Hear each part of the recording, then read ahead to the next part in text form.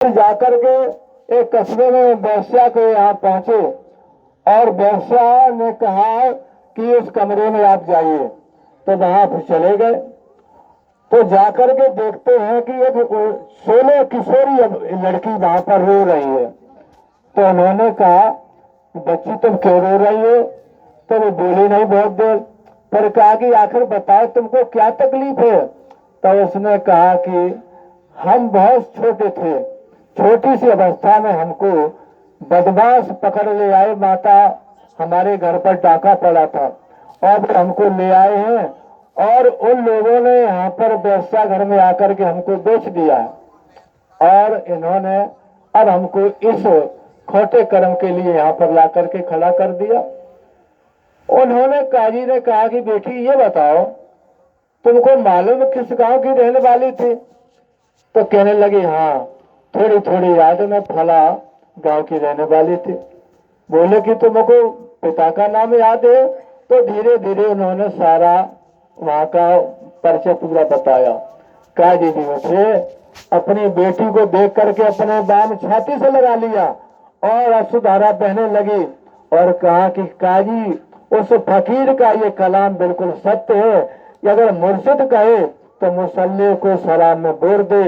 और जाकर के उनके ख्वाजा हाफिज के पास पहुंचे और कहा कि आपने जो कहा था हमारी एवं छोटी अवस्था में खोई हुई बेटी चोर ले गए थे, आपके कलाम के द्वारा मिल गई।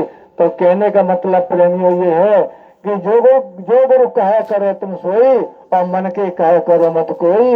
ये मन हमारा खोता है, मन हमको दगा देता है।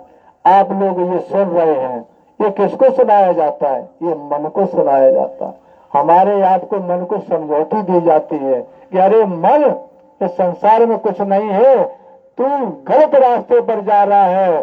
गुरु के बताए युक्ति को, गुरु के बताए आदेश का तू पालन करेगा तो तेरा भी कल्याण हो जाएगा, अपने घर पहुंच जाएगा और हमारी ये जीवात्मा भी अपने परम धाम पहुंच जाएगी। इसलिए प्रेमी भाई बहनों, गुरु किसी से लेना देना नहीं।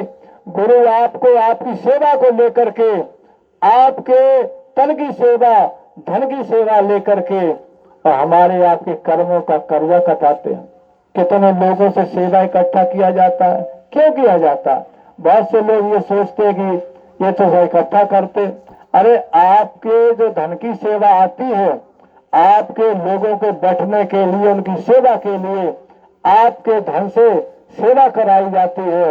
और हुजूर महाराज जी देखो इस समय कितना भरसक प्रयत्न कर रहे हैं कि रात 3 बजे से जाग जाते हैं, गांव गांव जाते हैं, लोग प्रेमियों को दर्शन देते हैं और 12 बजे तक दर्शन देते, सत्संग सुनाना।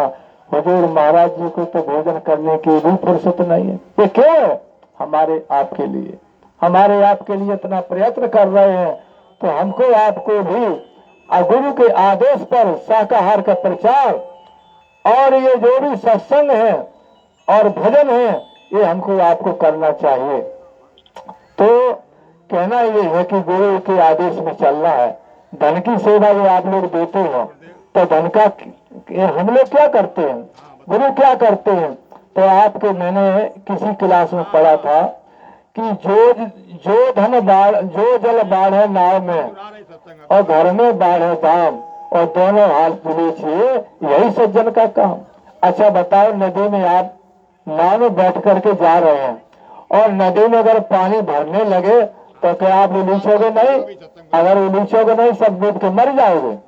और जब घर में दाम बढ़ेगा तब क्या करोगे? उसको तिजोरी में रख के रखोगे तो उसका क्या परिणाम होता है? इसका आपको भव सागर में उल्टे लौट आओगे। 184 भोग कर और पौपेट किया और आपकी पासा ना पड़ा, फिर 84 जाओ। तो कुछ ऐसा तो करो कि अब की बार मनुष्य जन्म मिले।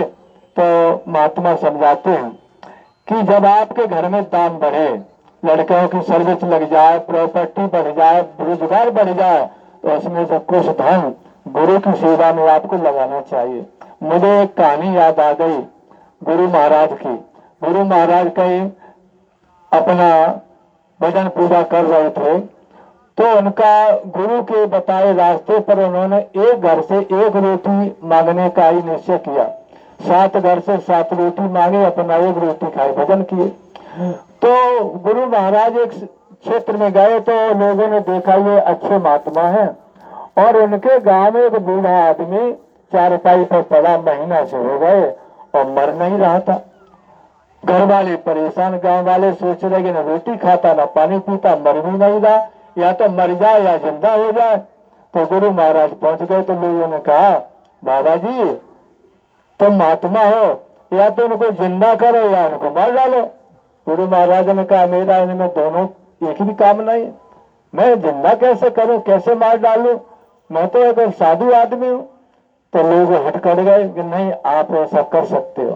तो गुरु महाराज लोगों की जिद करने पर बोले कि चलो कहाँ है, तो वहां पर गए और जाकर के लोगों को कहा कि बैठो, और उस मरीज बूढ़े आदमी के कान में कहा, दादा वो धन की पोटरी कहाँ है?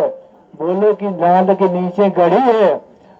तो गुरु महाराज लड़कों को ले गए और वहां पर खुदाई की और पोटली को निकाला और बाबा बूढ़े आदमी के छाती पर रखा।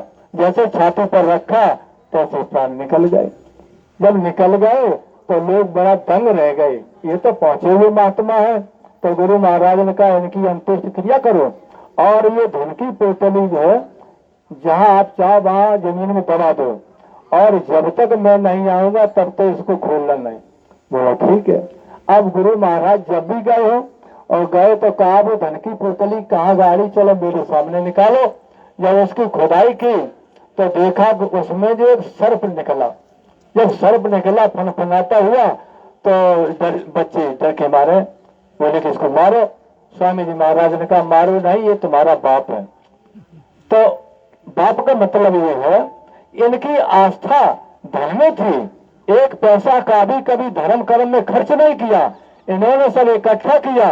उसका परिणाम इनको ये है कि 84 लाख योनि मिली ये नरदेही अपनी आत्मा के कल्याण के लिए, इस धन के लालच में इनको पुनः 84 फिर आना पड़ा।